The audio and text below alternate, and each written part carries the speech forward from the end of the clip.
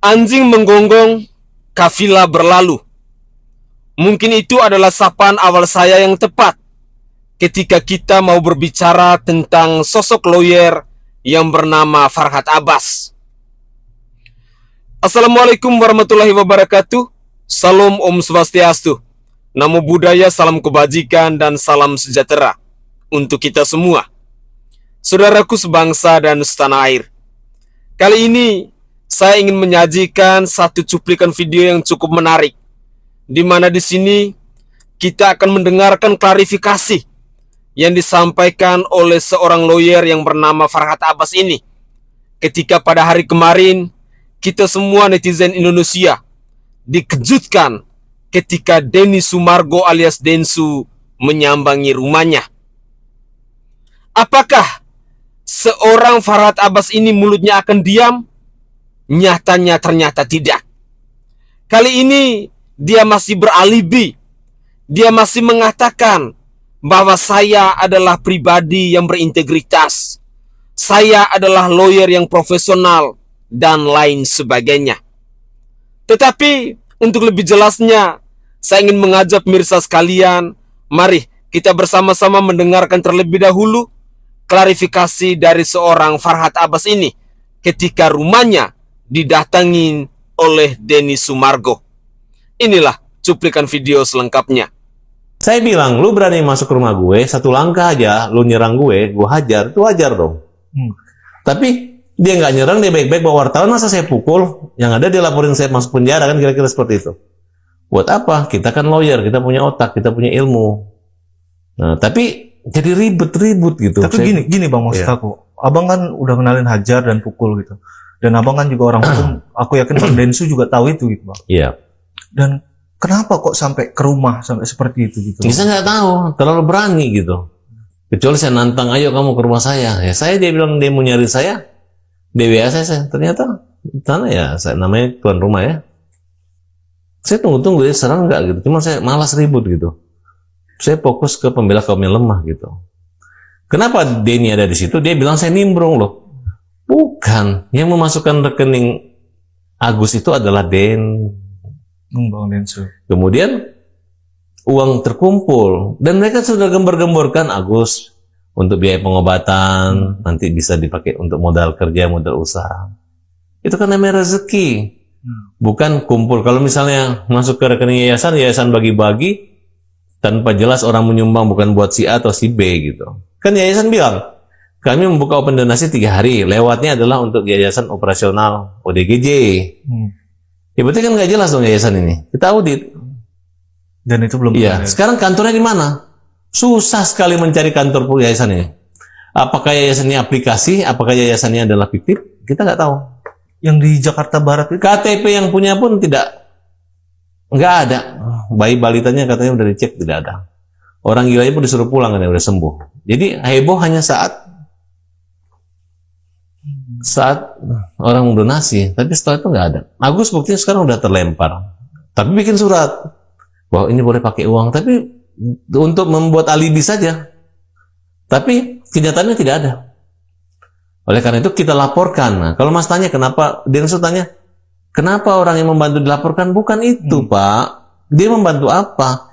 Dia berpikir bahwa Gus, gara-gara saya kok dapat uang. Padahal kalau kita berpikir, kalau nggak ada orang buta, nggak ada uang di situ. kemarin Bang Densu bilang bahwa jangan bawa-bawa nama saya. Abang gimana responnya? Lo harus bawa nama dia. Karena dia janji untuk mediasi, tiba-tiba tidak jadi. Dia salahkan saya. Kenapa saya? Kan saya bilang, awalnya memang harus damping lawyer. Tapi saya pikir, memang saya mau tampil. Saya kan hanya mau ide damai. Oke, saya mundur. Saya nggak usah ikut. Silakan damai. Oh, terlambat. Apa hubungannya? Berarti dia nggak ada niat damai. Terlambat itu misalnya udah kereta jam 4, nih kereta kita datang jam 5, itu terlambat. Kalau baru mau besok, terlambat apanya? Ya kan? Ya udah nggak usah dibalik-balik lah. Kalau mau mempersulit orang ya ada aja alasannya. Kayak dia, lu bilang tai itu katanya great, itu hebat, gue kan nggak nyambung. Tai dibilang hebat, ya kan? Terus dia bilang saya orang Makassar, saya punya siri. Nah terus orang Makassar kalau punya harga diri siri, dia jangan bilang orang tai. Oh, Anda orang pintar harus menafsirkan apa? Emang menafsirkan sehingga terbalik-balik? tai dibaca dari belakang jadi eat, makan gitu. Terus kita kasih contoh, buktinya dia bilang partai nggak apa-apa, ada tainya. Terus T ada tainya, mencintai ada tainya, nggak seperti itu ya, tidak seperti itu gitu. Kalau Bang Densu sendiri itu nggak ada abang laporin ya kan Bang? Saya lagi mikirin ya. Hmm. Ya kita coba aja. Kan dia menantang persepsi. Dia menilai saya orang pintar. Kalau orang pintar harus mengerti bahwa tai itu bukan tai. Mungkin begitu pikiran. Ya saya coba akan mengutak-atik kepintaran saya dulu. Apakah tai itu bisa dipenjara di Thailand atau bisa dipenjara di Indonesia? Kalau misalnya ternyata tai bisa dipenjara di Indonesia walaupun tidak bisa di Thailand, ya saya harus melaporkan di Indonesia. Kira-kira seperti itu. Nanti kalau dia di penjara, baru saya bilang sama dia, tuh kan, lu sih nggak bilang itu tai Indonesia. Setelah gue malu dihujat orang baru bilang itu tai Thailand kan, betul kan? Terus, Jadi ada mau itu ya Bang? ya saya lagi pikirkan. Untuk kasus Mas Agus sendiri di Polda Metro Jaya ini sejauh mana pemeriksaannya? Baru satu kali klarifikasi undang-undang ITE-nya. Kemudian sebenarnya saya juga kemarin nggak mau melaporkan ITE-nya, ini hanya, tapi karena dari semua susunan pasal itu memungkinkan ya, yang dapat somasi kan hanya undang-undang ITE-nya, tapi undang-undang KUHP-nya dan perlindungan data pribadi orang itu belum kita laporkan, baru ke pemerasan aja. Pemerasan yang udah masuk ya? Itu udah masuk. Kalau misalkan nanti ada upaya-upaya damai, apa Mas Agus? Saya malah senang kalau damai. Ayo damai, apa.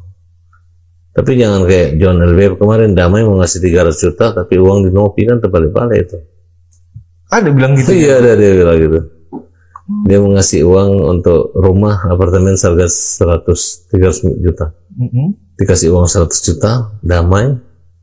Nanti Nopi kembali uang buat Nopi gitu. Ini uang orang, kenapa kalian gak ikhlas? Yang gak ikhlas Nopi, takut katanya, takut dipertanggungjawabkan, takut dicari. Kalau Agus nggak benar, Agus yang ditangkap, Agus yang dapat, bukan lo gitu. Namanya sumbangan orang susah, orang cacat. Agus mau ngapain? Dia nggak bisa ngeliat lampu diskotik lagi. Nggak bisa. Kalau Nopi masih bisa joget-joget di diskotik, kalau Agus nggak bisa. Nopi bisa membedakan mana uang 50.000, uang 100.000, bisa tinggal di hotel mana. Ini. Dan kalian jangan ganggu Agus untuk baik sama keluarga di situ, karena orang itu menjaga, menyiapin rumah. Kalau Agus pulang bawa uang 1,3 miliar, kemudian Agusnya apa ya, pelit gitu, yang ada bisa diracunin kali Agus, ya kan? Bisa dibiarin, pas ada lowong dibiarin lompat gitu ya. Tapi ke situ dipermalukan lagi, ngapain permalukan? Bantu. Kalau nggak boleh pakai uangnya, uang itu untuk membantu keluarga mereka, kita kumpulin lagi, buat donasi buat orang yang menjaga, membantu Agus. Tidak ada masalah. Kalau nggak ada yang mau bantu ya, saya bisa bantu, teman-teman saya bisa bantu. Bisa, kalau saya kumpulin 10-20 orang teman saya, selesai persoalan mereka itu. Oke guys, itu adalah bacotan terbaru dari seorang Farhad Abbas. Ketika saya menyimak cuplikan video ini, saya jadinya teringat dengan statement yang disampaikan oleh Pablo Benua, bahwa mulutnya si Farhad Abbas ini lemes kayak perempuan. Bahkan sebagian besar karakter sifatnya dia mirip seperti perempuan katanya. Dan ketika saya menyaksikan cuplikan video ini, saya jadinya teringat, apakah benar seperti yang disampaikan oleh Bang Pablo Benua itu, bahwa si Farhad Abbas ini karakternya itu menyerupai perempuan, cerewetnya, bacotnya, ngelmesnya. Apakah benar seperti itu? Tetapi saya ketika mengikuti perkembangan dari kasus Pratiwi Novianti dan Agus Salim, ada banyak hal yang saya temukan di mana seorang Farhad Abbas ini sedang menunjukkan nilai inkonsistensinya sebagai seorang lawyer, sebagai seorang pengacara, sebagai seorang praktisi hukum, di mana seringkali pernyataan-pernyataannya dia atau omongannya dia itu sama sekali tidak bisa dipegang. Hari ini dia omong A, besok dia omong B, lusa dia omong C. Ketemu dengan A dia omong lain, ketemu dengan si B dia bicara lain, ketemu dengan si C pun sama. Orangnya benar-benar tidak konsisten. Omongannya itu tidak bisa dipegang. Kalau memang dia laki, kenapa kemarin ketika seorang Denny Sumargo misalnya menyambangi rumahnya, mau membuktikan tentang perkataan dari seorang Farhad Abbas yang katanya mau menghajar Denny Sumargo, yang katanya mau memukul Denny Sumargo, tapi nyatanya apa? Ketika Denny Sumargo menyambangi rumahnya, apa yang bisa kita saksikan? Nyalinya dari seorang Farhad Abbas langsung auto ciut.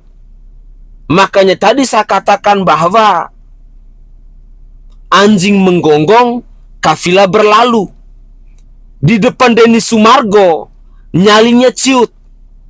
Tetapi ketika Denny Sumargo tidak ada, ngomongnya itu seolah-olah paling hebat, paling jago. Padahal kita netizen Indonesia merasa lucu, merasa ngakak. Dan apalagi Anda mendapat komentar pedas dari Denny Sumargo dengan kata tai, bagi kami itu cukup puas. Saya berharap bahwa kalian yang adalah lawyer, yang adalah praktisi hukum, itu sesungguhnya harus memberikan nilai-nilai edukasi. Statement, tutur kata atau pernyataan yang keluar dari mulut kalian itu adalah statement-statement yang berisi. Statement-statement yang bisa mengedukasi. Ajakan-ajakan yang bisa memotivasi orang lain agar bisa menjadi seorang lawyer yang profesional, lawyer yang berintegritas, lawyer yang berkualitas. Kalau lawyer seperti Farhad Abbas ini, mungkin orang yang tidak sekolah pun bisa sama seperti saya. Koar sana, koar sini, bicara sana, bicara sini, solusinya tidak ada.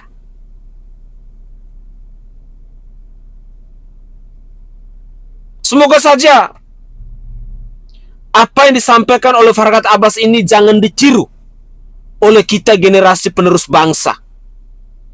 Karena sesungguhnya bacotan-bacotan dari seorang Farhad Abbas ini sama sekali tidak ada gunanya.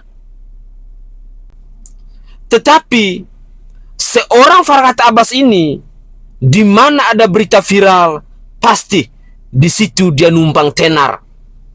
Begitulah kira-kira.